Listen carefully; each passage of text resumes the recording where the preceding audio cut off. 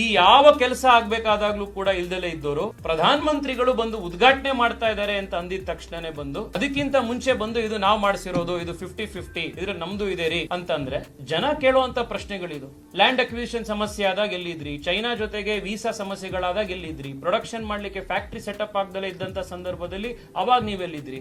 ಇಲ್ಲಿವರೆಗೆ ಇದೇ ಸರ್ಕಾರ ಅಧಿಕಾರಕ್ಕೆ ಬಂದ ಮೇಲೆ ಕಳೆದ 2.5 ವರ್ಷದಿಂದ ಅರ್ಧ ಡಜನ್ ಟೈಮ್ 6 ಸತಿ ಕನಿಷ್ಠ ಅಂತಂದ್ರು ಮುಂದಿನ ತಿಂಗಳು, ಇನ್ನೊಂದು 15 ದಿವಸ, 2 ತಿಂಗಳು ಈ ತರ ಡೆಡ್ ಲೈನ್ ಕೊಟ್ಟು 6 ಸತಿ ಕಾಗೆ ಹಾರಿಸಿದ್ದಾರೆ. ಮೊನ್ನೆ ನಾವೆಲ್ಲರೂ ಕೂಡ ಯೆಲ್ಲೋ ಲೈನ್ ಬರುವಂತ 7 ಜನ ಶಾಸಕರು, ಬೆಂಗಳೂರಿನ 2 ಸಂಸದರು, ನಮ್ಮ ಜಿಲ್ಲೆಯ ಅಧ್ಯಕ್ಷರುಗಳು, 100 ಜನ ಸಾರ್ವಜನಿಕರು ಎಲ್ಲ ಸೇರಿ ಪ್ರಯತ್ನ ಮಾಡಿ ಹೋರಾಟ ಮಾಡಿ ಗಲಾಟೆ ಮಾಡಿದಾಗ ಅವತ್ತು ನಾವು ಆಗಸ್ಟ್ 15 ನಾವು ಮಾಡ್ತೀವಿ. CMRS ಅಪ್ರೂವಲ್ ಬಂತು 30ನೇ ತಾರೀಕು. 1ನೇ ತಾರೀಕು ನಾವು ಪ್ರಧಾನ ಮಂತ್ರಿಗಳ ಹತ್ರ ಸಮಯ ಕೇಳಿದ್ವಿ. ಪ್ರಧಾನ ಮಂತ್ರಿಗಳು ಕೇಳಿದ ತಕ್ಷಣ ಒಂದೇ ಮಾತು ಹೇಳಿದ್ರು, ಇಂಥ ಇನ್ಫ್ರಾಸ್ಟ್ರಕ್ಚರ್ ಪ್ರಾಜೆಕ್ಟ್ಗಳು ಆದಷ್ಟು ಬೇಗ ಉದ್ಘಾಟನೆ ಆಗಬೇಕು.